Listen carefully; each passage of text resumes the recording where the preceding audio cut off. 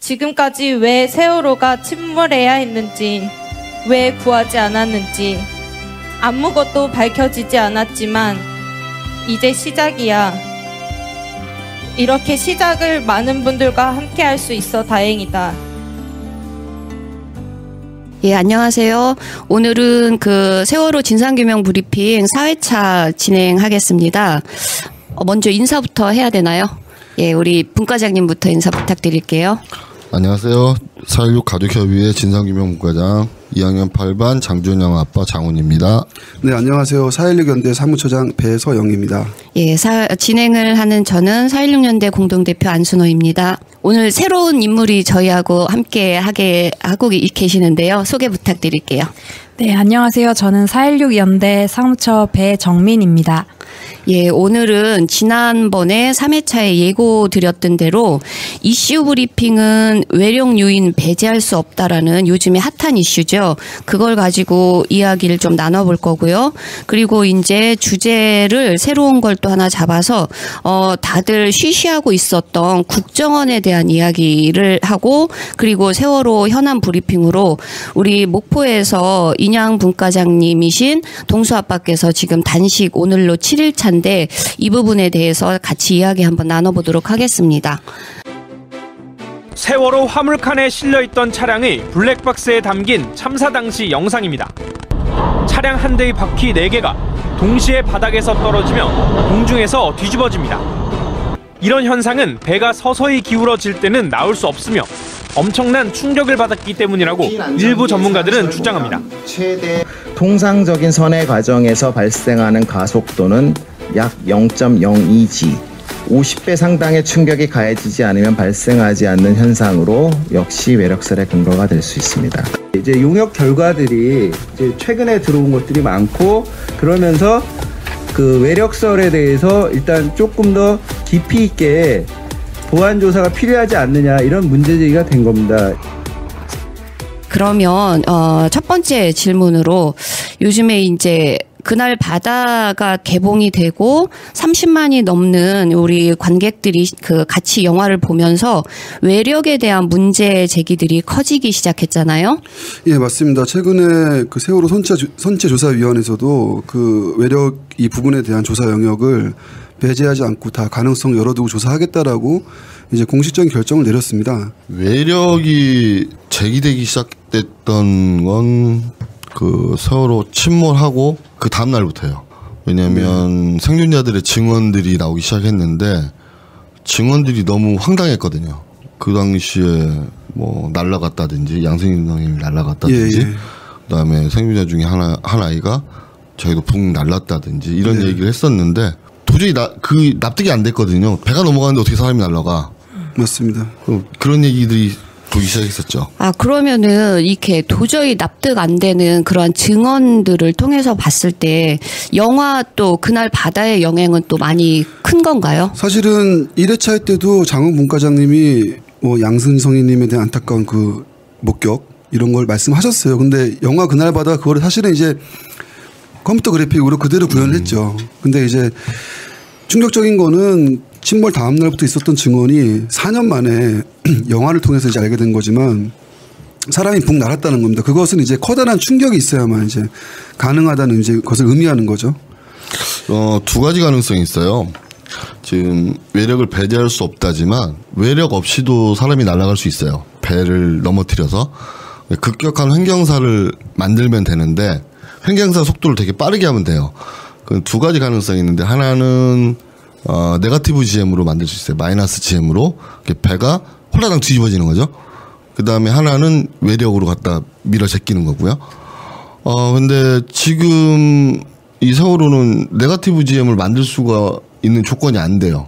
현재 그 무게 값을 보면, 무게들 나와 있는 걸 보면, 네거티브 GM을 만들려면 범죄적인 요소가 들어가야 돼요. 그러니까 뭐 청수를 다 빼고, 그 다음에 평형수를 다 인위적으로 다 빼고 의도적으로 해야만이 네거티브 GM이 나오는데, 그 값을 만들려면 거의 다 빼야 돼요. 평행수를. 그런데 문제는 근데 평행수가 있었다는 거예요. 있었죠. 예. 그렇다면 네거티브 GM이 성립이 안 되는 거죠. 그렇다면 이제 외력밖에 안 남는 거예요.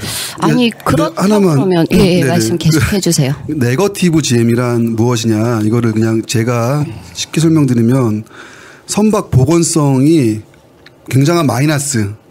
그러니까 제로 상태에서 제로보다 더 아래라는 거죠. 복원성이 아예 마이너스 때다 이런 말씀이신 거죠. 그게 이제 평형수 말씀을 하신 게 평형수가 하나도 남지 않은 상황에서 네거티브 지점이라고 말씀을 하시는 건가요? 네, 거의 그런. 그러니까 평형수가 근데 있었다라고 분명히 이건 결과에서 나온 거잖아요. 그러기도 하고요. 네. 그 네거티브 GM 즉 선박 복원성을 굉장한 마이너스 값을 줬을 때. 배가 애초부터 출발할 때부터라든가 아니면 중간이라든가 그러니까 이 조정이 안 돼요. 이 탈을 네거티브 GM일 때는 탈을 5도만 써도 완전히 막 배가 뒤집어져 버리기 때문에 막 탈을 한 1도, 2도 이 정도밖에 못 써요. 그러니까 그런 걸 그러면 내부의 충격이다라고 이렇게 또 얘기할 수 있는 지점인가요? 그래서 좀 다른 건가? 그건 또 틀려요. 아 그래요? 네. 그럼 이 부분에 대해서도 내부의 충격을 지금 내부의 충격으로는 무슨 얘기냐면 화물 이동을 얘기하는 거예요. 맞습니다. 컨테이너까지.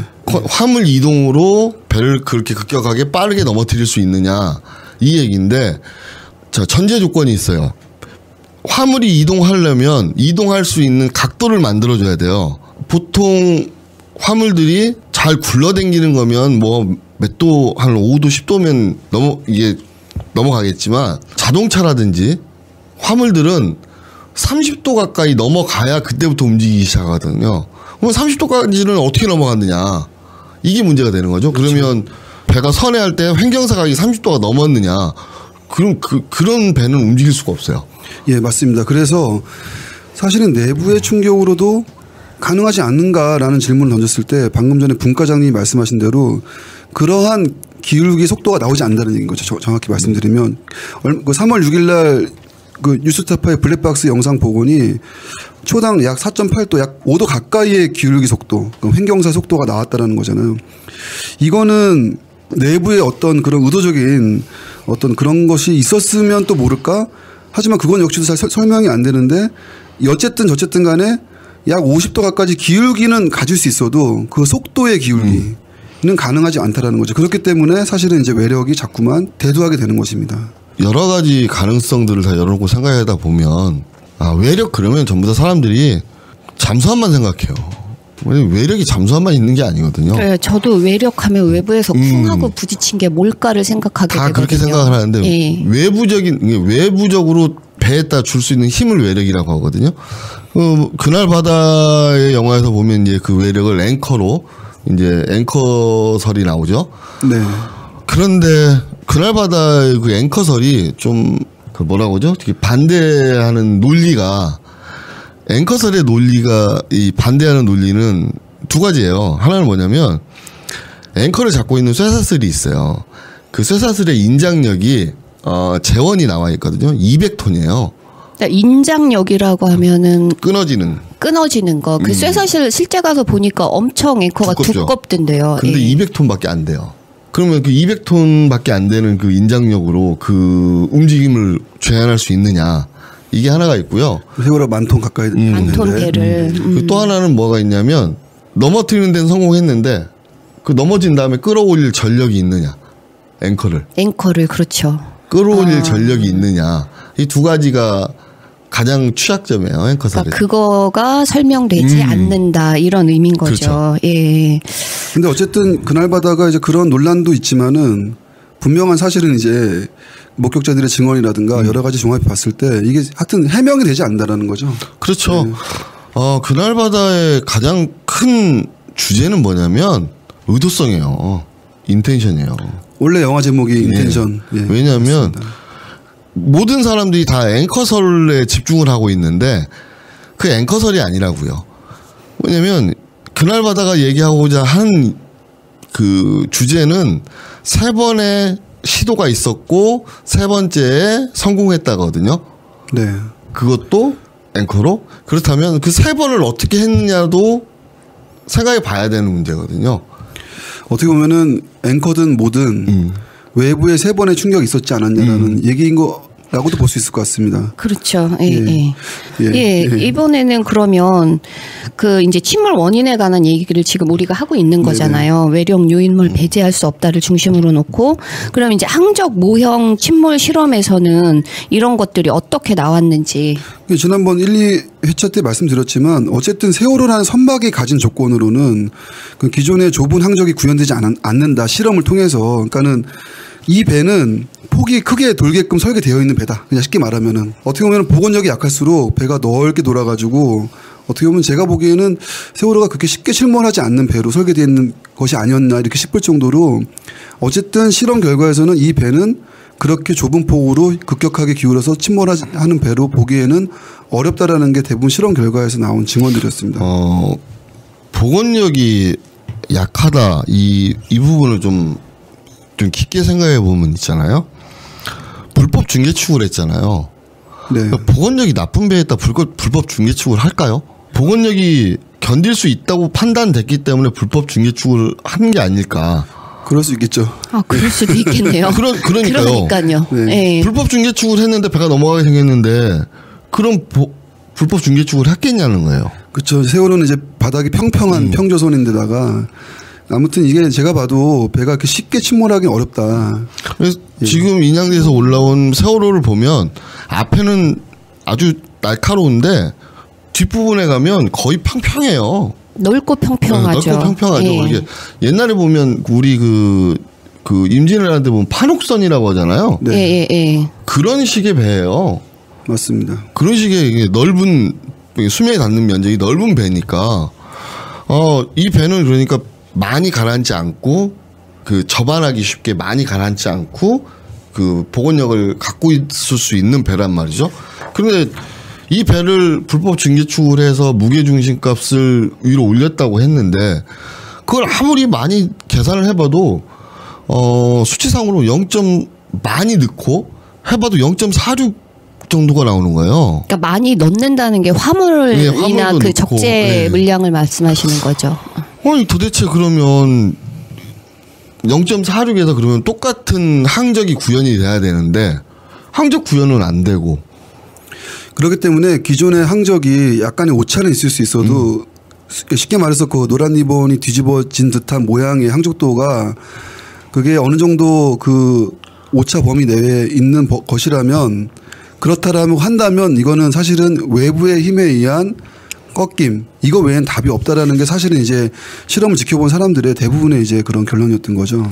그러면 다시 한번 외력 가능성이 높다고 보시는 건가요? 그러니까 제가 조사관은 아니지만 적어도 지금까지 언론을 통해서나 우리 세월호 가족분들 통해서 밝혀진 거나 알려진 거를 종합해 보면 그렇다는 건데 제가 보기에 문제는 이게 아니다라고 생각이 듭니다. 그럼 또 어떤 문제가 있습니까? 그러니까 여전히 그 영화 그날 바다도요 굉장히 어떻게 보면은 좀 금기와 성역을 건드린 영화다. 그러니까 자꾸만 그 외력은 꼭 마치 성역의 영역이고. 그러니까 음모론이라고 해서 맞습니다. 그동안 일종의 이제 그 전면에 부각되지 않고 연구되거나 이러지 않았었던 거잖아요. 그렇죠. 어떤 원인을 규명하는 데서 304명이 희생된 문제이지만 어쨌든 규명이라는 측면에서 본다면은 가설은 100가지 만가지 세울 수 있는 거고요.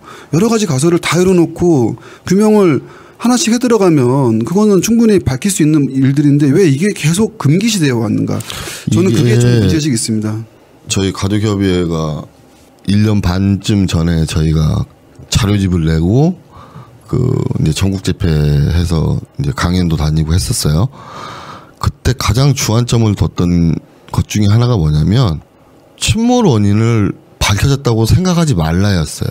제가 문장 기억합니다. 침몰 원인의 틀을 깨자. 틀을 깨자. 프레임에 갇히지 말자. 이유가 여기 있던 거예요. 저희가 아무리 생각해도 이 침몰 원인 가지고는 또 대법원에서 벌써 이 침몰 원인은 아니라고 벌써 판결이 난 거예요. 맞습니다. 그렇죠. 검찰이 얘기했던 4가지 방금 침몰 전에 원인이나. 장우 문과장이 말씀하신 게 4년 만에 장우 문과장 출연하신 그 김어준의 블랙하우스라는 방송에서 요 얘기 그대로 나옵니다. 사실은 이게 4년 만에 이렇게 얘기된 거예요. 이게 아주 단순한 거거든요. 아니 이유를 몰라. 그러면 이유를 모른다고 하면 되는데 자칭 전문가들 이분들은 이유를 몰라도 그 이유를 만들어내는 거예요.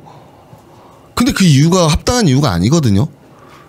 그리고 증언들과 배치되는 그 이론들이에요. 그러면 전문가들이 내놓은 이론이 틀릴 수도 있다는 거를 가정하에 조사를 해야 되는데 그 가정을 다 무시해버린 거죠.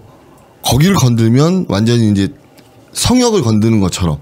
맞습니다. 그래서 가족들이 제일 답답했던 부분이 그거예요. 아니 저걸 깨고 싶은데 도저히 깰 수 있는 방법이 없는 거예요. 그래서 저희가 그래서 막 외치고 다니고 자료입도 내고 했던 건데 이제서야 이제 하나씩 이게 깨지고 있는 거죠. 그리고 그날바다라는 영화가 또 하나 그 제가 아까 말씀드렸던 의도성. 아니 우리 가족들은 그런 생각도 하거든요. 아니 이게 기획적인 침몰일 수도 있지 않냐. 왜 이런 거에 대해서는 접근을 하지 않느냐.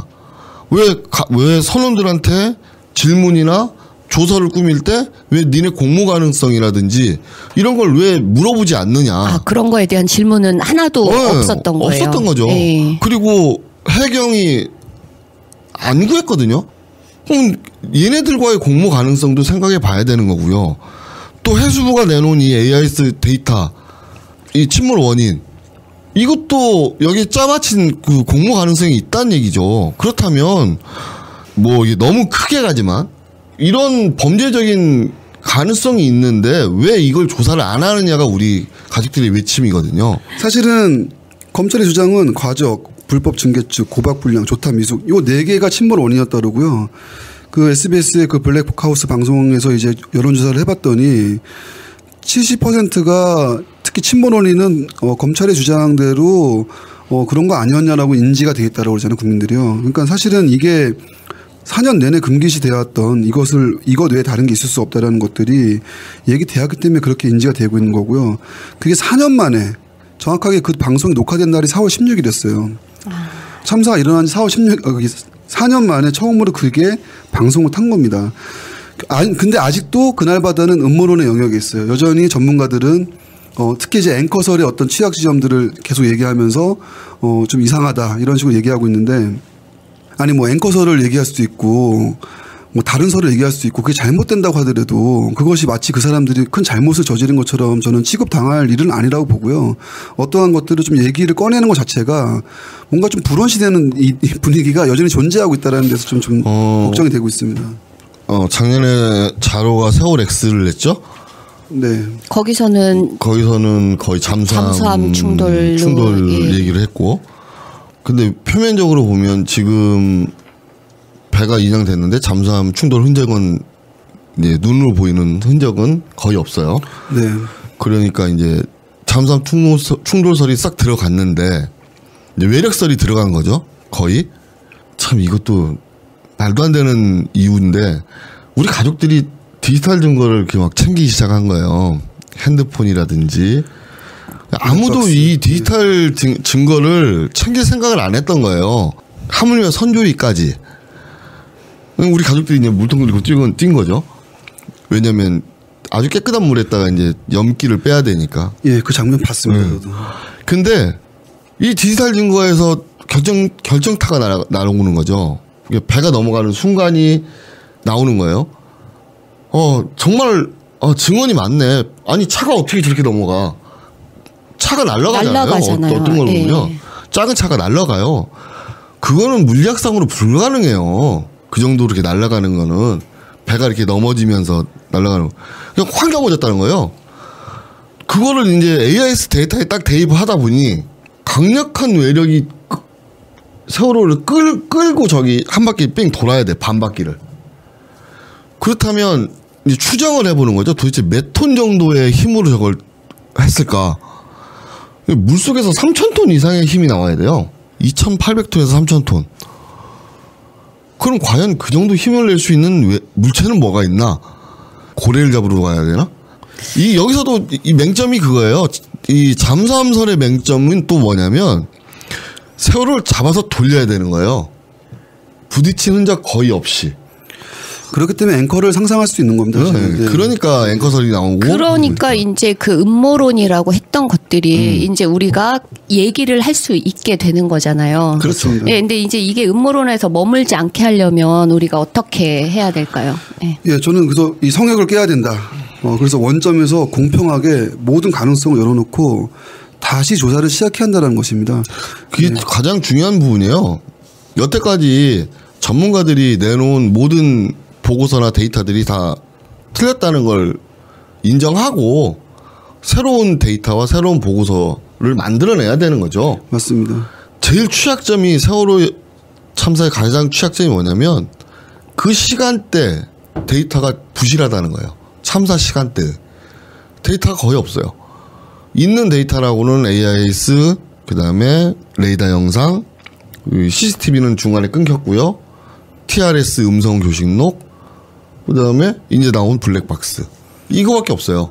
그렇다면 이걸로 가지고 어떻게 조합을 하느냐, 어떻게 보고서를 만들어내느냐, 이건 이제 그 자칭 전문가들이 할 일이죠. 그러니까 이후 이제 선조위가 지금 진행형이긴 하지만 이거를 이어받아서 이기특조위에서 해야 될 일인 그렇죠. 거죠. 예. 사실 저는 아까 쭉 우리가 한번 다시 되짚어봤지만 사실은 블랙박스가 제가 보기엔 결정적입니다. 왜냐하면은 순식간에 어떤 충격적인 힘이 없이는 그렇게 빠른 속도로 기울 수가 있었을까? 그러니까는 영화도 나왔고 여러 가지 뭐 실험도 있었지만은 블랙박스는 실험도 아니고요. 영화적 상상이 더해진 것도 아닙니다. 그거는 사실이거든요.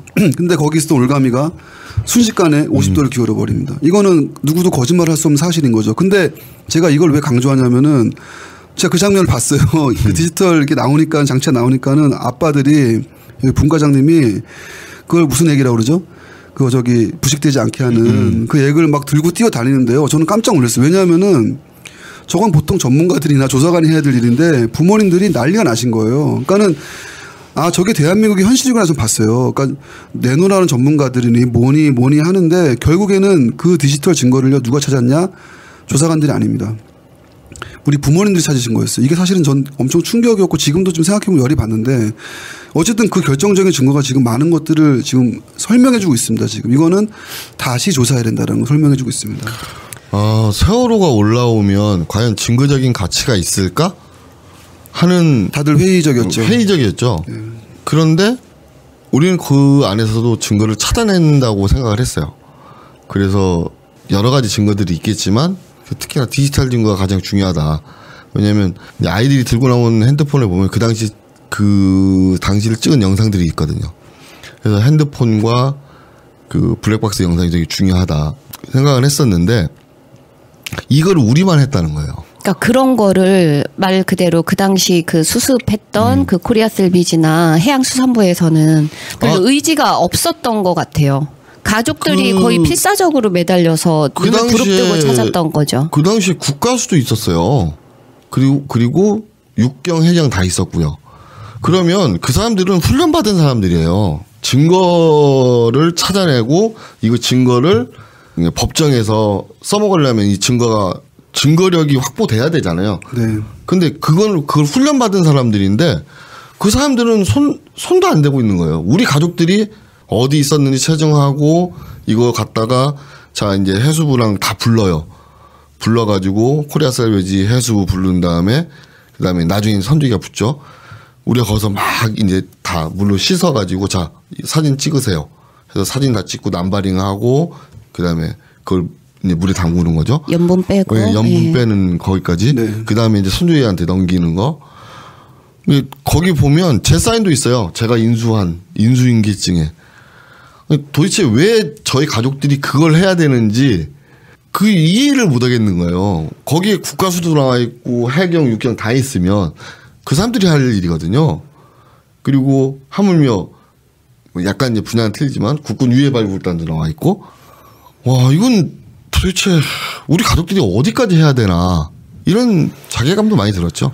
우리 가족분들이 정말 필사적으로 하셨기에 여기까지 또 올 수 있었던 것 맞습니다. 같아요. 예, 그래서 이 앞으로 침몰 원인에 관해서는 점점 드러나는 것들이 많을 거기 때문에 이후에도 우리가 할 얘기가 계속 있을 것 같은데 이제 주제를 좀 바꿔서 얘기를 한번 해보도록 할게요.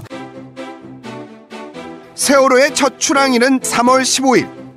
그런데 세월호에서 국정원 지적사항이란 문건이 작성된 건 그보다 앞선 2월 27일입니다. 이 때문에 세월호 가족 대책은 국정원이 세월호의 불법 증개축을 알았을 것이란 의혹을 제기합니다. 이에 대해 국정원은 증개축이 허가된 건 국정원 보안검사가 있기 전의 일이었다고 주장했습니다. 또한 국정원 지적사항 문건에는 직원들의 휴가계획서, 작업수당 보고서까지 작성하도록 돼 있어 가족 대책이나 민변 측은 국정원이 세월호의 실질적 소유주가 아니냐는 의혹까지 제기하고 있습니다. 이제 국정원에 대해서 다룰 거라고 우리가 지난 회차에서 예고를 했었는데 국정원과 세월호는 이 어떤 문제, 어떤 관계가 있을까요? 뭐 워낙에나 뭐 이제 실소유주 의혹이라든가 그 지적사항 100가지라든가 그리고 청해진 해운과의 그 특수관계는 이제 일기 특조위 당시에도 여러 가지 사실로 드러났죠. 뭐 전화 목록이라든가 청해진 해운 제주지역 본부장의 수첩, 뭐 세타의 경고라고 그것이 알고 싶다도 방송이 나왔었고요. 뭐 결정적으로는 100가지 지적사항인데 어쨌든 현재까지 국정원은 다 부인하고 있고 모르쇠를 일관하고 있다는 것입니다. 그러니까 100가지 지적사항에서 몇 가지만 아주 사소한 거라도 말씀 좀 해주세요. 아니 화장지 사는 내역 이런 것까지 다 나와요. 그런 것까지 지적을 해요. 그리고 CCTV를 어디다 달아라. 그러니까 운항에 필요한 사소한 것까지 전부 다 이 그 내역이 다 들어있는 거예요. 이런 거는 주인이나 할 수 있는 일 아닌가요? 그렇죠. 그렇죠. 그래서 저희가 흔히 말하는 세월호 CCTV, DVR이 나오면서 같이 갖고 나온 거예요. 그 해군이.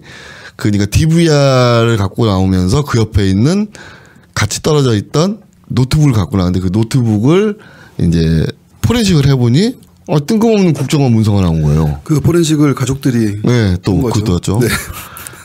뭐 도대체 세월호를 가족들 빼면 아무것도 안 되나 봐. 사실은 우리 가족들이 그것도 그러니까 이게 100가지 지적사항이 누가 밝혔냐 이거 사실 가족들이 밝힌 거예요. 이 디지털 장치를요.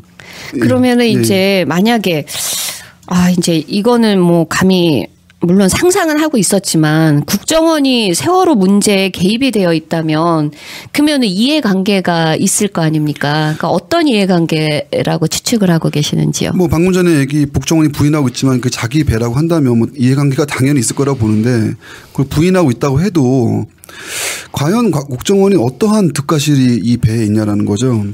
예를 들면은 실소유주라고 한다면은 뭐 그 배가 자기 배인데 그게 침몰됐으면 자기 책임인지 뭐 이런 문제 때문에 면피하고 싶었다는 이해관계가 있었을 수 있고요. 아니면 저는 국정원이 어쨌든 간에 뭐 어떤 뭐 자기 사조직을 통해서 뭐 투자를 한다거나 이런 것도 이미 그 기자들의 어떤 양심 선언도 있긴 있었는데 양우공제라든가 양지회라든가 근데 이제 어쨌든 국정원은 대공 업무가 특기 아닙니까? 그러니까 국정원이 왜 그 어떤 자기 투자를 통해서 돈을 벌려고 하는 이유도 있었다라고 추정도 되지만 그게 아니라 대공 분야에서는 과연 이해관계가 없냐라는 거죠. 저는 이런 데서 강한 궁금증이 나온다고 봅니다. 아니 이게 우리 배 차장님께서 말씀하신 그거 이전에 참사 당시 이제 조사를 해야 되잖아요. 근데 국정원은 조사를 안 했대요. 근데 국정원 조사를 받았다는 사람은 있어요. 맞습니다. 네, 국정원이 공식적으로 조사를 안 했다는 거예요. 이게 얼마나 위험한 말인지를 국정원 자체에서 그러니까 국정원이 조사를 안 했다는 걸 언론이나 이런 사람들이 이야기를 안 한다는 게 되게 이상한 거예요. 그러니까 국정원이 조사를 안 했다는 게 무슨? 국정원은 조사를 해야 돼요. 그러니까 국정원을 검찰이나 아니 국정원에서 이 참사에 대한 조사를 해야 된다고요. 테러일 수 있잖아요. 그렇죠. 300명이 넘는 사람이 맞습니다. 죽은 테러일 수 있다고. 그러면 국정원은 무조건 조사를 해야 돼요. 테러 가능성을 열어놓고 조사를 해야 된다고요. 선원이라든지 그 당시에 나와 그 생존자라든지 이런 사람들 국정원이 다 전수 조사를 해야 된다고요. 이게 테러일 수 있는데 근데 국정원은 안 했다는 거예요. 맞습니다. 이게 위험한 거, 이게 아주 위험한 거라는 거죠. 국정원이 조사를 했다는 게 오히려 위험하지 않은 거예요. 조사를 안 했다는 게 위험한 거예요. 그러면 다른 테러일 때 국정원은 그러면 테러라고 발표해야 그러면 조사하나? 그건 아니잖아요. 이게 많은 사람이 한꺼번에 참사가 나고 이런 일이 발생하게 되면 테러일 가능성이 충분히 농후하고 그렇게 되면 조사를 해야죠. 근데 조사를 안 했다는 거 이게 되게 중요한 거거든요. 맞습니다. 그러네요. 그거는 또 새로운 말씀이신 것 같아요. 아니 좀 이렇게 사람들이 이제 여러분들도 마찬가지 여기 계신 분들도 마찬가지지만 여러 각도에서 봐야 되는 거예요. 국정원이라는 조직이 왜 있는 조직이냐. 이 조직의 필요성, 이 조직이 갖고 있는 그 정체성을 생각하고 봐야 되는 거예요. 그렇다면 국정원은 대테러 업무가 주된 업무예요. 네. 대북 업무, 대테러 업무가. 근데 테러 가능성이 있는 이 참사를 그냥 넘겼다? 그럼 국정원에서 그러면 업무를 안 한 게 되는 거죠. 그러면 이거를 언론이라든지 여기서 다 짚어줘야죠. 국회에서도 그렇고 니네 왜 이거 조사 안 했냐. 국정원 불러다가 앉혀놓고 얘기를 해야죠. 그런데 아무도 안 했다는 게 더 나는 더 이상한 거죠. 더 이상한 거예요. 그러니까 정보 수집에 있어서는 국정원만한 데가 없을 텐데 그런 조사를 안 했다는 거는 그게 문제가 된다는 거는 저도 오늘 처음 예, 심각성을 느낍니다. 두 가지 가능성이 있는 거예요. 뭐냐면 제가 느끼기에는 저건 테러 아니야. 미리 알고 있었다는 거죠. 아니면 조사를 했는데 그냥 안 했다고 우기는 거나. 둘 중에 하나예요. 조사를 안 했다. 저건 당당하게 테러 아니야. 이걸 이유를 아는 거죠. 테러가 아니기 때문에 조사를 안 했다. 이유를 아니까 조사를 안 하는 거고요. 두 번째는 조사를 했는데 그냥 나는 조사 안 했다고 빠질래 이렇게 빠지는 거하고 두 개밖에 없어요. 저는 이 시점에서 제가 좀 약간 말씀을 드리면 과연 국정원이 이 세월호 참사 어떤 동기가 있냐라는 거죠. 그걸 이제 추정해 보면은 그 한겨레 21이 예전에 단독 입수했던 그 최상환 해양경찰청 차장 등의 직권남용 권리행사 방해 사건 검찰 수사 기록에서 이 국정원이 국내외 대공 정보 수집과 수사라는 본연의 직무를 뛰어넘어 재난 현장 관리에 직접 개입했다라는 게 있어요. 그게 뭐냐면은 참사 직후 구조 수색을 위한 바지선 동원 등에 나섰다는 정황이 있다라는 것입니다. 그러니까 이게 뭐냐면은 국정원은 이 참사가 일어난 원인이라든가 어떤 그 이유에 대해서 일정한 인지가 있었다라는, 그러지 않고서는 왜 구조수색 업무에 자기가 개입을 했냐라는 거죠. 그러니까 결국에는 국정원이 뭔가를 알고 있었을 가능성이 없다라는 겁니다. 지금 이게 왜 일어났거나 아니면은 어떤 게 관여된 문제인 건지. 저는 이것을 가령 예를 들면 가설이지만 외력과도 관계된다는, 이 외력 중에서도 만약에 잠수함이라는 설이 있는데 그건 군사적인 문제이기 때문에 혹시 국정원이 그 문제에 대해서 알고 있는 게 있었을 수도 있다라는 거예요. 그러니까 어쨌든 간에 국정원은 이 문제에 대해서 가장 우리나라에서 정보력이 가장 큰 집단으로서 그렇죠. 야 이거는 그냥 단순 사고야라고 빨리 해명을 해주던가 아니면은 우리는 그냥 개입 안 할래요라고 선언을 하든가 했어야 되는데 국정원은 아무 말도 안 하고 있다는 것입니다. 그게 사실 이상하다는 거죠. 충격적인 건 사고 참사가 나고 이제 전부 다 이제 구속이 됐을 거 아니에요? 그러면서 한 달쯤 후에 아무 상관없는 로펌에서 그 선원들을 싹 만나고 가요. 그러면서 그 로펌의 대표 변호사가 국정원의 제2차장이 됩니다. 김수민 차장이라고. 네. 실명 거론해도 상관없으니까. 네네. 이 사람이 왜 국정원 제2차장이 되는지는 아무도 몰라요. 근데 국정원 제2차장이 된 거죠. 국정원은 더 파봐야 돼요. 왜 팔 수가 없어서 문제지. 여기는 정말 이상한데요. A라인이라고 이제 일본에 그 선박회사가 있는데 그 해양 펀드로 운영되는 해양 펀드를 많이 해요. 네. 또 국정원의 그 우리 잘 아는 양우공제나 양지해나 또 이런 데가 또 해양 펀드를 또 많이 하네요. 네. 정말 웃긴 게 뭐냐면 진짜 정보력 하면 국정원이잖아요. 근데 투자한 데가 전부 다 쫄딱 망해. 손해를 엄청 많이 봐. 네. 이게 국정원의 실체예요. 네. 예전에 도청하다 들킨 것도 기억나요. 네, 네. 이제 국정원은 어쨌든 세월호와 관련해서도 우리가 파볼 게 굉장히 많은 거고, 국정원이 세월호에 이렇게 이제 개입 정황이 있다라고 한 것이 2016년 그 10월에 한겨레 21에서 나온 그러한 그 기사에도 이렇게 나오고 있는데 이 부분에 대해서 어떻게 좀 설명 좀 해주시겠어요? 네, 그거는 좀 더 설명하기에는 양이 많아서요. 그렇죠. 어쨌든 한겨레 21 우리 정한봉 기자님이 종합을 한 겁니다. 요건 한번 다시 한번 좀 업데이트를 해갖고 알려드릴 건데요. 통화기록 문제라든가 지적사항 문제라든가 그동안 국정원에 관련한 많은 사람들 종합한 좀 정보 기사예요. 요거는 좀 나중에 다시 한번 기회를 봐서 이제 깊이 있게 다시 얘기를 나눠보고요. 그러면은 우리가 왜 국정원 문제는 이렇게 다뤄지지 않을까요? 국정원이 아까 말씀드렸다시피 뭐 투자라든가 도청을 잘 못하는 것 같은데 이 사람 잘하는 게 있어요. 덮는 거 전문입니다. 그 조작도 잘하지 않나요? 조작도 잘한다는 설이 굉장히 많죠. 2014년 7월 25일 날 아까 말씀드렸던 가족들이 100가지 지적사항을 공개를 합니다. 근데 2시간 만에 무슨 일이 벌어지냐면 유대균이 검거가 됩니다. 그래서 싹 덮입니다. 그게. 이게 2014년 7월 25일에 있었던 일이고요. 그리고 2017년 11월 4일 바로 작년입니다. 작년 11월 4일 날 유대균이 방송사에 단독 인터뷰를 합니다. 그래서 청해진 해운의 실소유주 문제에 대해서 언급을 하죠.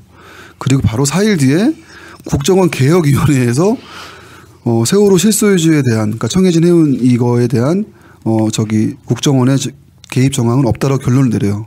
그러니까 아주 작년에 사실은 이거는 그냥 지나가 버린 기사인데요. 언론 보도도요. 다들 주목하지 못했는데 국정원에서는 발빠르게 대응합니다. 왜냐하면 유대균이 다시 등장을 해서 그 배 저도 처음 봤어요.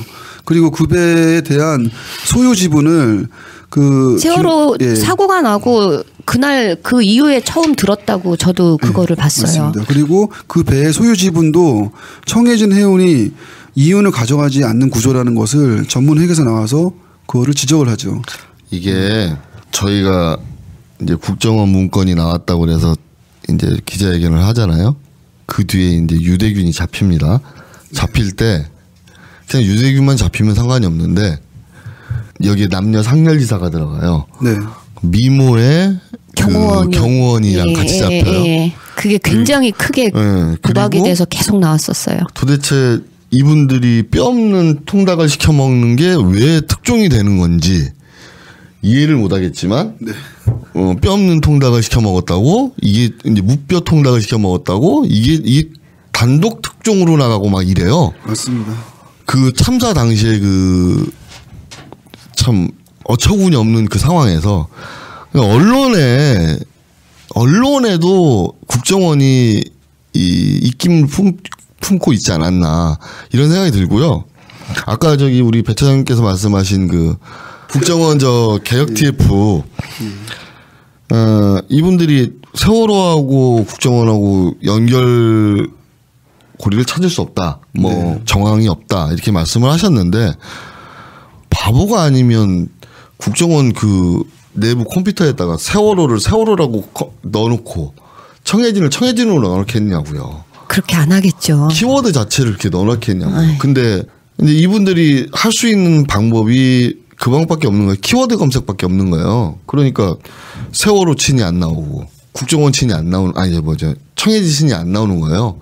세월호는 연관 관계 없다. 이렇게 발표를 하는 거죠.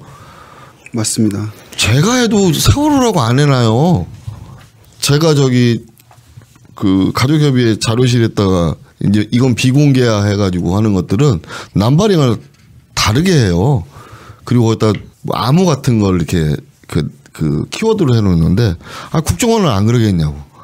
이 사람들이 너무 순진한 건지 이건 말도 안 되게 세월호로 키워드를 쳤는데 안 나와. 청해진으로 키워드를 쳤는데 안 나와. 근데 국정원은 화장지 하나 사는 것까지 전부 다 이제 국정원이 관여를 했는데 그 문서는 또 뭐야? 이런 거예요. 우리 가족들이 보기에는 얘네는 도대체 뭐냐? 의지가 없는 거예요. 그러면. 그러니까 그래서 제가 몇 번 말씀드리잖아요. 정권은 바뀌었는데 정부는 그대로라는 거예요. 국정원장 바뀌는 건 상관없어요. 왜냐하면 국정원장이 국정원을 좌지우지할 수 없는 거예요. 국정원 내부 조직들이 똘똘 뭉쳐가지고 국정원의 그러니까 우리가 국정원에서 알아야 될 것들을 숨기자 하면 절대 찾아낼 수가 없는 거죠. 그럼 어떻게 하면 찾을 수 있을까요? 국정원을 잡혀가든지 가서 서버를 털든지 해야죠. 그러니까 이게 자꾸 의혹만 짙어지고 뭔가 해야 될 일은 되게 많을 것 같은데 좀 답답한 상황들이 앞으로도 계속 더 전개가 되지 않을까 싶네요. 아마 오늘 방송 나가면 국정원 직원분들이 많이 이 방송을 들어주실 것 같고 국정원 직원분이 10,000명이 넘는다고 하니까 우리 이 브리핑이 많이 알려질 것 같아서 감사드리겠습니다. 이제 세월호 우리 현안 브리핑을 해야 되는데 회원 여러분, 5월이면 국제조사위원회에서 종합보고서가 나옵니다. 침몰과 구조방기, 책임을 묻는 구체적인 전반적인 재조사가 필요합니다. 그런데 진실을 은폐한 자유한국당 추천인 황전원, 이동곤 이 사람들이 어째 참여할 수 있단 말입니다. 저는 4.16 세월호 참사 가족협의회 선체 임명 국가장으로서 이것 도저히 받아들일 수가 없습니다. 그래서 저는 어제부터 단식과 삭발을 시작했습니다. 제가 앞장서서 이 사람들을 물러나게 하겠습니다. 국민 여러분, 같이 행동해 주십시오. 4월 16일 합동 연결 추도식 다음 날 바로 목포에 계시는 우리 인양 분과장님께서 단식에 돌입하셨습니다. 그러니까 왜 단식을 하시고 계신 건가요? 예, 그거는 얼마 전에 그렇지 않아도 목포에 갔다 왔던 우리 배정민 씨가 보고 오셨는데 동수 아버지 단식을 하시는지 직접 보고 오신 거를 좀 말씀해 주십시오. 동수 아버지께서 삭발을 하시고 단식을 하는 이유는 두 가지 이유 때문입니다. 하나는 일기특조위를 구성이 되기도 전에 방해했던 사람이었던 황전원 위원이 2기 특조위의 상임위원으로 다시 오기 때문이고, 그리고 두 번째 이유는 그 선체조사위원회에 있는 이동곤 위원, 이분은 4년 전 그 한국 선박 해양 플랜트 연구소에서 배에 대해서 이미 실험을 했던 분이십니다. 그런데 배에 대해서 실험을 하고도 4년이 지나도록 이런 실험을 했었다라고 하지 않으셨던 그런 분이십니다. 그래서 그 황전원 위원과 이동곤 위원의 사퇴, 그리고 선조위에서 계속 활동하고 있는 김철승, 공기령, 김영모 위원의 그 조사 보고서 작성에 대한 배제를 요구하시기 위해서 합동 연결 추모식 다음 날 삭발 그리고 단식 선언을 하셨습니다. 그러니까 오늘로써 이제 7일째예요. 아까 우리 배정민 씨가 말씀하시길 한 3, 4일째 되면서부터 벌써 눈밑이 까매지셨다고 말씀을 하시는데, 아무래도 건강 상태는 지금 뭐 계속 안 좋아지는 상황이신 것 같고요. 그런데 이제 황전원이라는 인물은 누구일까요? 예, 그 도대체 그 황전원이 누구일까 제가 좀 한번 조사를 해봤습니다. 부산대 심리학과를 나오셨고요. 예.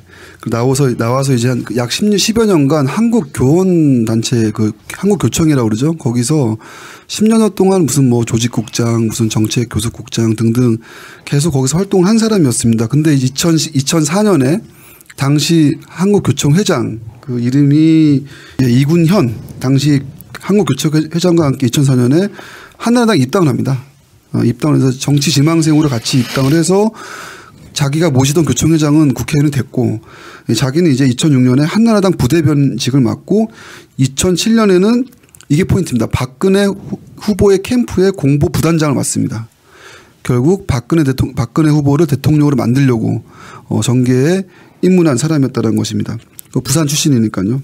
근데 어떻게 되냐면 이제 2008년에 공천에서 탈락합니다. 예. 근데 자기가 모셨던 교청회장은 계속 국회의원이 돼요.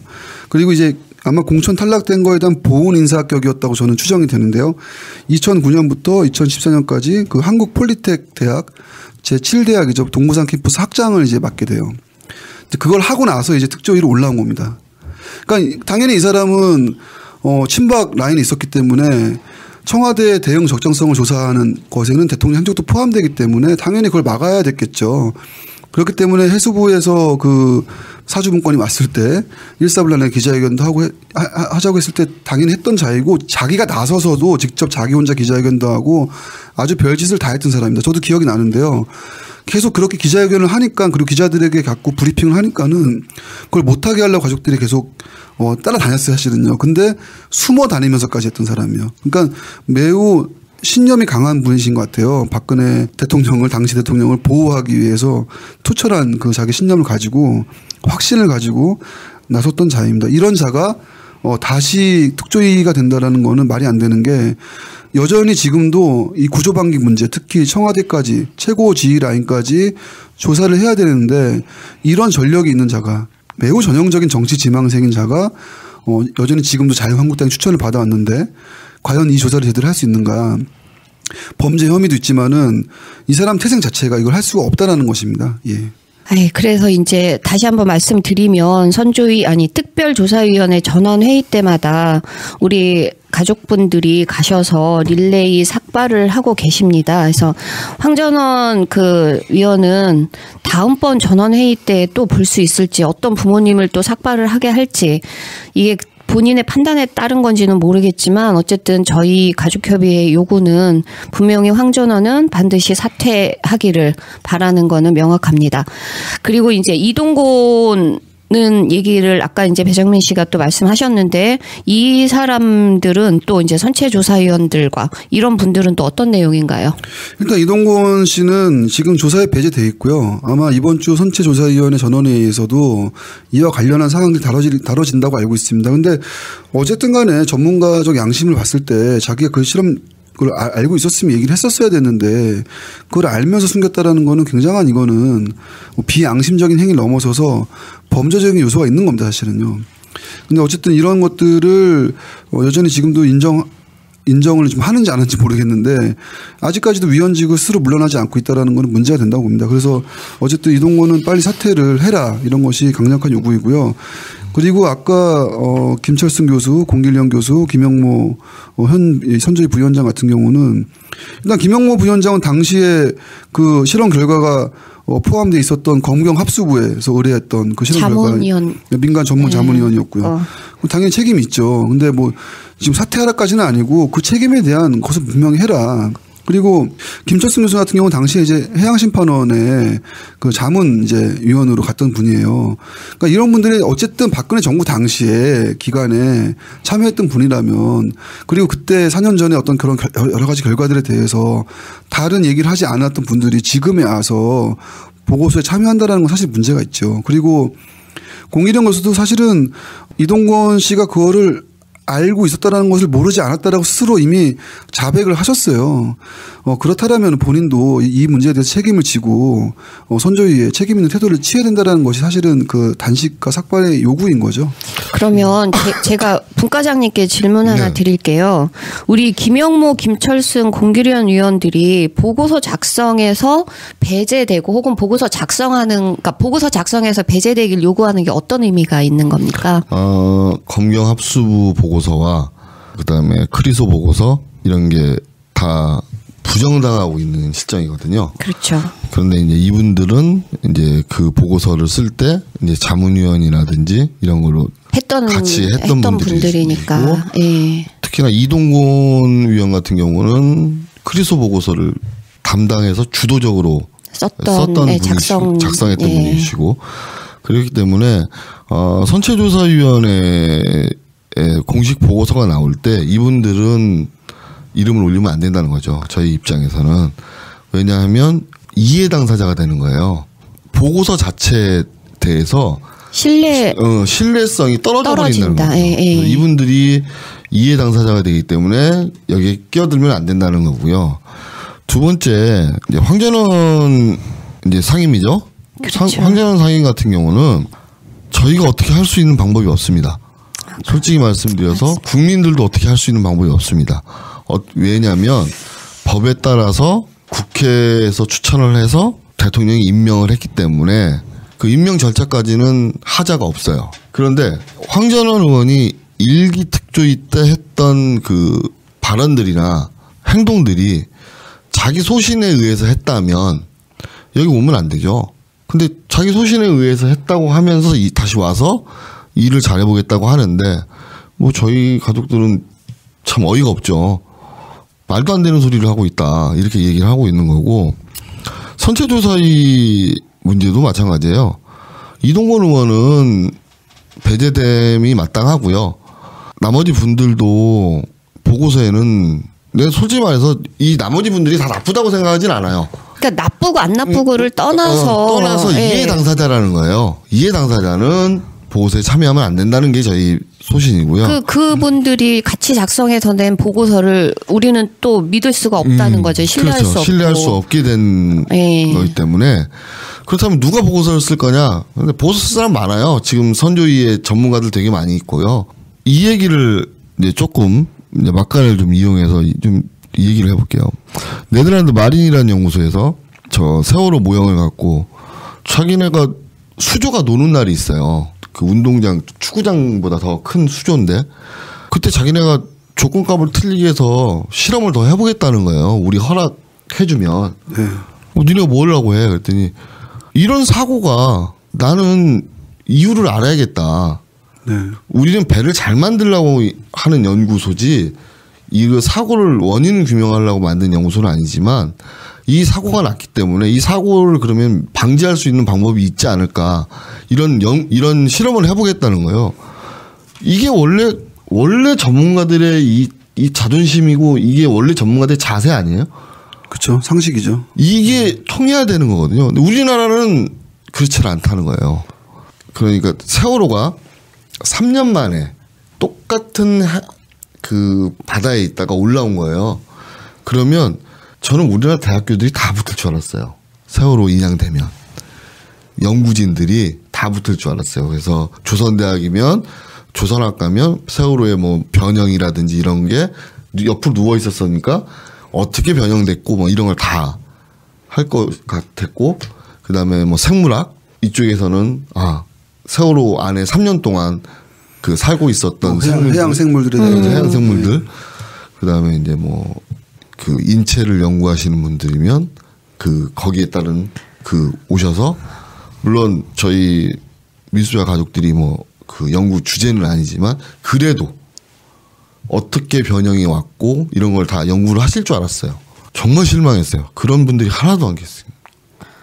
이거는 학자나 전문가들로서의 자존심이라든가 아니면은 그 연구에 대한 뭐 열정 이런 것들을 기대하기가 힘든. 한 분 계셨어요. 한 분 박선주 교수님이라고 충북대학교 유해발굴단 이분이 노령의 아주 노 교수님이신데 이분이 막 쫓아다니면서 해양대학교를 쫓아다니시는 거예요. 그러면서 여기서 뭐가 나왔는데 이 생물들은 뭘 먹고 사는지 좀 알려달라. 이 사람들도 조차 모르는 거야. 해양대 이쪽에서. 이런 것들이 우리나라가 앞으로 해나가야 될 방향이에요. 그런 방향 제시까지 가족분들이 피해자들이 하게 되는 현실이 정말 씁쓸한데요. 그런 피해자분들을 아까 거명했던 사람들이 이해 당사자라고 배제시키고 있잖아요. 했던 거죠 지금까지. 그분들한테 감추려고 했고. 예. 맞습니다. 저는 이해 당사자예요. 이분들한테 어떻게 내가 전 피해 당사자인데 왜 이해 당사자가 되는지 모르겠어요. 그렇습니다. 네. 하여튼 웃기는 결과가 지금 계속 있었다. 이것을 선체 직립이 5월 10날을 목표로 지금 잡혀 있습니다. 그래서 직립은 바로 세운다는 의미인데 동수 아버님의 단식도 사실은 세월호를 바로 세우겠다라는 말이 꼭 저는 이렇게 들립니다. 아까 방금 말씀드렸던 우리 사회의 잘못된 이것을 바로 세우는 시작점이 돼야 되지 않겠냐라고 저도 인지가 되고요. 지난주 토요일 날이었나요? 그 이낙연 국무총리가 세월호가 바로 세워지게 되면 의혹들이 쏟아질 거다. 남김없이 규명해야 한다는 얘기까지 또 했었습니다. 그래서 어쨌든 동수 아빠의 단식을 빨리 끝내고 싶습니다. 저는. 그러려면은 황전호, 이동건 같은 사람들이 책임 있는 모습을 보여줘야 된다. 근데 뭐 아까 너무 청천벽력 같은 말씀하셨어요. 방법이 있지가 않다. 예, 이 불가능을 가능으로 바꿔온 4년의 과정이었는데요. 방법이 없을까요? 저는 있을 거라고 봅니다. 네. 뭐 제가 말하는 방법이라는 건 정말 우리 가족들이 할 수 있는 모든 걸 다 해봤는데 안 된다는 거예요. 왜냐하면 법적으로 다 돼 있는 분이기 때문에 이분을 막는다? 그럼 공무집행 방해가 되는 거예요. 2명이서 같이 막는다? 2명 이상이면 또 특수가 붙어요. 특수 공무집행 방해가 되는 거예요. 근데 우리 가족들은 그거 불사할 거거든요. 그 처벌을 불사하면서 할 거거든요. 네. 근데 과연 그렇게까지 이분이 하셔야 되는지가 또 생각해 봐야 될 문제고요. 정말 힘들어요. 막 제가 잘 쓰는 말 있죠. 짜증나 죽겠다고. 정말 짜증나요. 한데도 여태까지 우리가 헤쳐나온 방법이 있기 때문에 그 방법대로 계속 갈 거예요. 우리는 아이들한테 떳떳한 부모이기 때문에 따뜻한 부모 노릇하기 위해서 계속 그렇게 나갈 거예요. 아마 동수 아빠의 단식을 멈출 수 있는 방법은 2가지 중에 하나죠. 이분들이 사퇴를 하든지 아니면 쓰러져 병원에 실려가는 그렇죠. 거. 둘 중에 하나예요. 사퇴시킵시다 우리가. 예, 알겠습니다. 저도 20일 단식을 해봤지만 단식이 몸에 이렇게 오는 데미지가 한 1년 후에 오더라고요. 저 같은 경우는 네. 데미지가 엄청나게 크게 오더라고요. 참. 그러니까 들을수록 안타깝기만 한데요. 이제 오늘은 그럼 여기까지 얘기하는 건가요? 더 하시고 싶은 말씀 있으세요? 마지막으로 드리고 싶은 말씀은 얼마 전에 합동 연결식이 있었어요. 그런 날인데도 불구하고 저기 준영 아버님과 장훈 문과장님은 방송 녹화까지 가셨어요. 근데 그날 다 연결식으로 모든 게 끝날 거라고 작년부터 걱정이 많았었어요. 근데 그거를 철저한 진상규명의 원점으로 만드신 분들이 가족분들이에요. 아까 맞습니다. 뭐 포렌식 무슨 디지털 장치부터 해가지고 그런 각고의 노력들이 누적이 됐고 사주기에 당도해서야 언론을 통해서 이런 진실들이 일각이 드러나기 시작했던 것들이 결국에는 우리를 움직였던 큰 원동력이 됐기 때문에 뭐 황전원 따위야 뭐 금방 사퇴시키고요. 빨리 진상규명의 젠걸음으로 좀 가야 된다고 보고 있습니다. 마지막으로 드리고 싶은 말씀이 MBC 양윤경 기자인가요? 이분이 이제 그 오마이뉴스하고 인터뷰를 하셨더라고요. 기자분이신데. 저기 김경희 위원장 저기 구두발로에 쫓아가가지고 예. 근데 이제 양윤경 기자께서 이제 저한테 이제 이렇게 저걸 4년 만에 한다고 이제 방송한다고 해서 죄송하다고 문자가 왔더라고요. 그래서 그게 장훈 문과장님이셨군요. 그래서 내가 우리 가족들은 4년 전부터 알고 있었는데 그걸 MBC에서는 4년 만에 방송하네. 그러고 내가 문자를 보냈는데 이게 또 이분들한테는 상당히 그 아픔이라고 자기들은 하더라고요. 그래서 부탁드리고 싶은 게 그거예요. 이제 기자분들이나 언론인들이 역할을 해주셔야 된다는 거예요. 그 역할이 뭔지가 생각을 좀 하면서 역할을 해야 된다는 거예요. 받아쓰기만 하지 말고.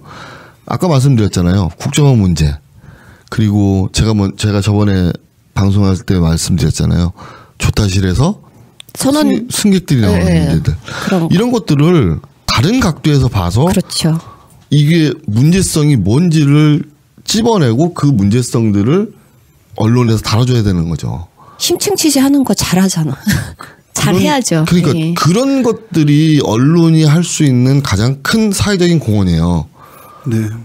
그리고 아까 방금 말씀드렸잖아요. 전문가적인 양심, 전문가적인 그 도덕성 이런 것들이 뭐냐면 이 세월호 하나만 봐도 나온다니까요.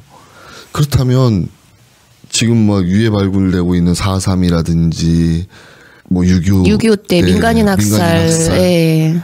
이런 것부터 시작해서 5.18 뭐 밝혀지지 않은 모든 사건들에 이런 것들이 왜 일어났는지 이런 것들을 다 원점에서 언론에서 짚어줘야 되는 거예요.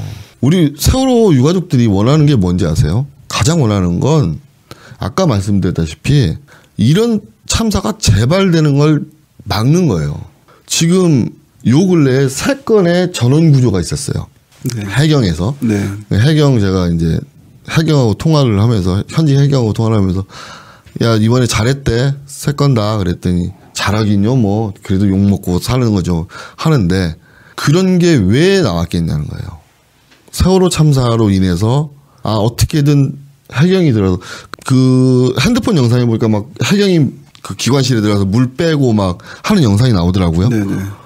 세월호 참사가 없었으면 과연 그런 해경이 나왔을까 하는 생각이 드는 거죠. 참 안타깝지만 세월호가 교과서가 된 그런 것 같으네요.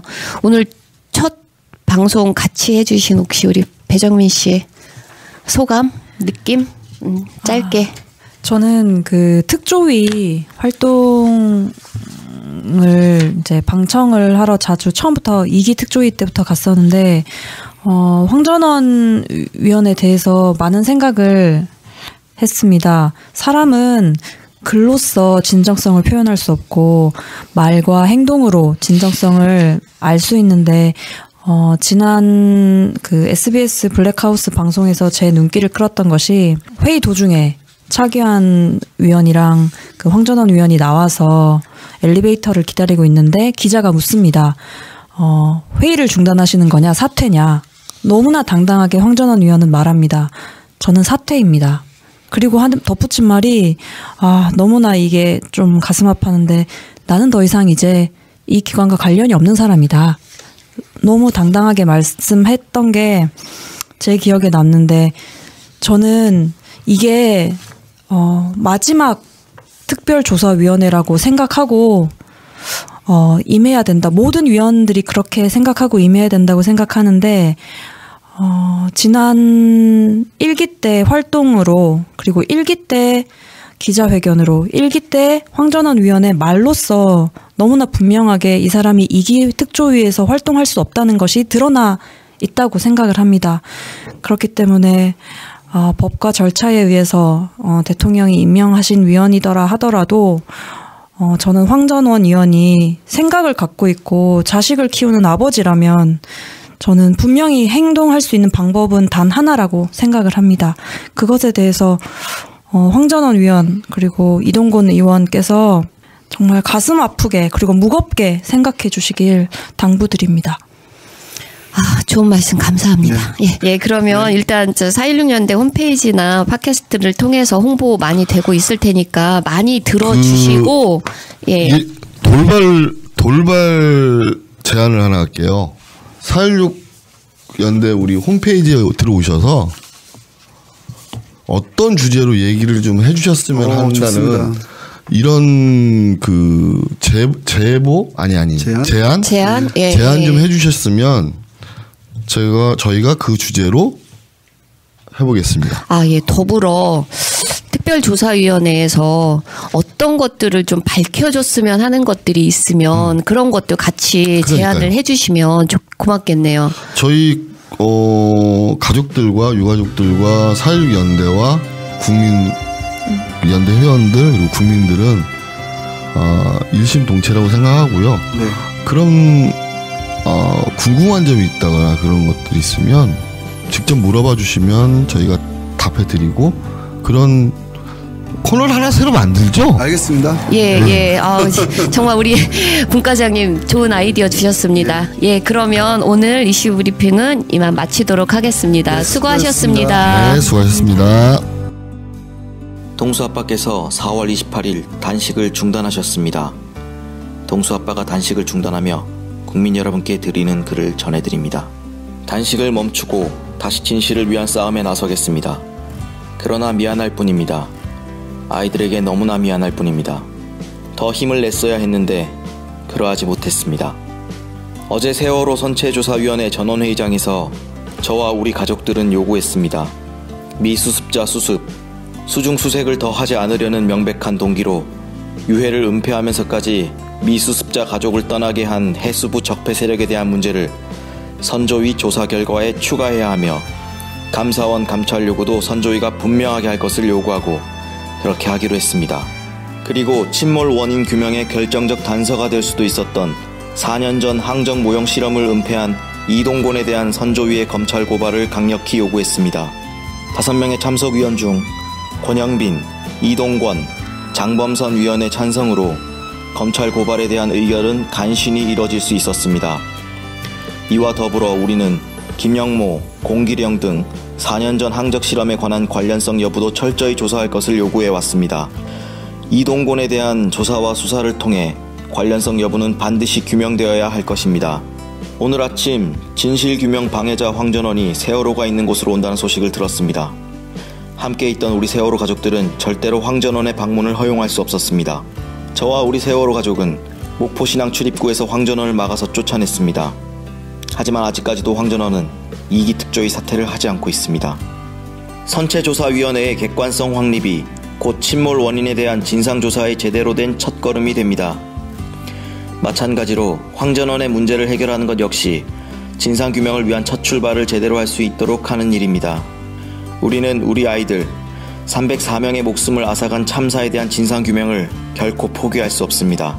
어떤 장애물이 있다 해도 우리는 굴하지 않을 것입니다. 우리의 싸움은 아직 끝나지 않았습니다. 부족한 저의 호소에 귀 기울여 주신 국민 여러분께 감사드립니다. 전국 각지, 해외에서까지 동조단식으로 지지해 주시고 함께 진상규명을 외친 국민 여러분, 정말 감사합니다. 이제 더 힘을 내서 함께 손잡고 침몰 원인 구조 방기 책임을 반드시 규명하여 우리 아이들 앞에 부모된 도리를 다해 나가도록 하겠습니다. 국민 여러분, 정말 고맙습니다. 2018년 4월 28일 4.16 세월호 참사 가족협의회 선체인양 분과장 정성욱 드림.